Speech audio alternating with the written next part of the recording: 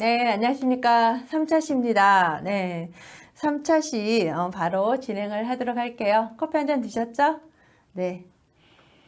그럼 3차 시에는 우리가 이제 계획서, 공문서라고 배웠다면, 이제 공문서가 표지라면, 실질적으로 이제 계획서, 실질적인 문서를 작성을 어떻게 하는지, 그거에 대해서 진행을 해보도록 할게요. 그러면 3차 시는 이제 계획서 작성법 들어갑니다. 그래서 기획과 계획의 차이는 무엇인지, 또 계획서 작성의 전제는 무엇인지, 그다음에 계획서는 어떻게 작성이 되는지 그 작성 흐름하고요. 그다음에 채택되기 쉬운 계획, 그다음에 제목 완성의 핵심 전략, 또 목차 잡는 방법, 기타 등등 해서 함께 이제 진행을 해보도록 하겠습니다. 기대되시나요? 네. 오늘 또 이 시간도 이제 유익한 시간이 되시길 기대하면서 진행을 시작을 합니다. 우리가 의사결정자에 있어서 세 가지 특징이 있습니다. 열심히 우리가 기획을 하고 계획을 하고 해가지고 가면 뭘 하란 말이야? 이걸 왜 해야 하지? 어떻게 해야 하는데? 라는 이런 질문을 받은 적이 있을 것입니다. 그래서 이 세 가지 질문에 입각해서 내가 문서를 기획하고 계획을 한다면 의사결정자의 입장에 맞게 의사결정자가 오케이 승인이 날 수 있는 그런 문서를 만들지 않을까. 그래서 문서를 작성하기 앞서서 이 세 가지 관점을 반드시 생각을 하고 문서를 작성을 해 주시길 추천을 드립니다.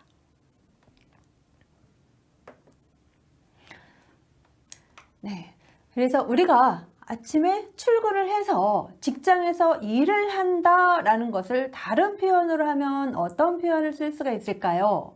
직장에서 일을 한다? 왜 출근하는 목적이 뭐죠?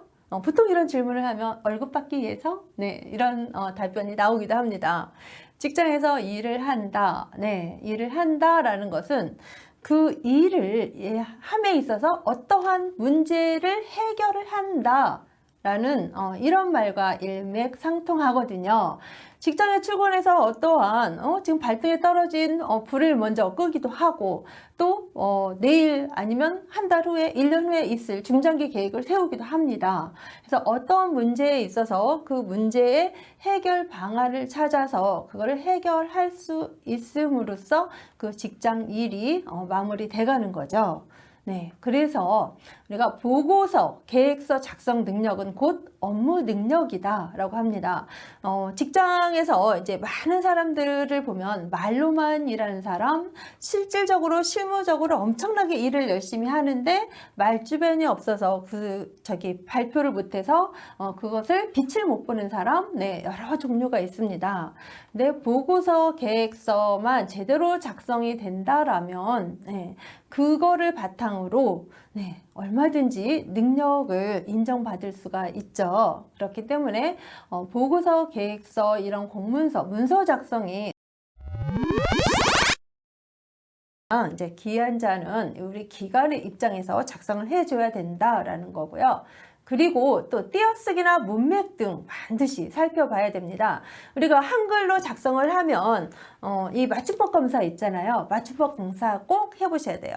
맞춤법 검사가 약간 이제 오류가 날 때도 있지만 그거 분명히 해보셔야 됩니다. 그래서 오탈자나 띄어쓰기, 문맥 등 살펴보고 완결된 문서를 작성할 수 있도록 해야 되겠습니다. 네, 그래서 이제 문서 작성 시 강조 사항인데요. 우리가 정결, 대결 많이 들어보셨죠? 네. 우리가 작성하는 문서는 모든 문서는 이제 공문서죠. 공공기관에서 작성되는 모든 문서는 공문서죠. 이러한 문서는 원칙으로 기관장까지 결제를 해야 되는 게 원칙입니다. 하지만 기관장이 하나에서 10가지 모든 문서를 다 챙기라는 것은 엄청난 업무 가부화뿐만이 아니라 더 중요한 일을 놓칠 수가 있기 때문에 각 부서마다 정결 규정을 세워둡니다. 그래서 약간은 경미한 문서는 가장 정결, 국장 정결 이렇게 하고 또 이제 중요한 문서는 기관장까지 결제를 하는 걸로 이제 정결 규정이 세워지죠. 그런데 이제 가장님 전결로 된 이 문서를 결제를 해야 되는데 가장님이 출장을 가셔서 그 자리가 공석인데 오늘 꼭 결제를 해야 돼. 그럴 때는 그 아래 팀장님이 결제를 하게 되죠. 그러면 정결 문서를 그 밑에 팀장님이 결제를 하는 거기 때문에 그럴 때는 전대결, 팀장님이 대결을 하는 거잖아요. 그래서 전대결이라는 표시를 해줘야 됩니다. 그리고 가장님이 원래 문서를 가장 정결인데 가장님이 결제를 해야 돼. 그럴 때는 가장님 서명 후에 반드시 전결이라고 표시를 해줘야 됩니다. 그래서 정결과 대결 이해하시겠죠? 네, 이렇게 표시가 돼야 된다라는 거 말씀드리고요. 그 다음에 두 번째, 이제 문서에 금액을 표시해야 될 때가 많죠. 금액을 표시해야 될 때는 금 1135601 이렇게 표시를 하고 가로 열고 이렇게 한글로 표기를 해줘야 됩니다.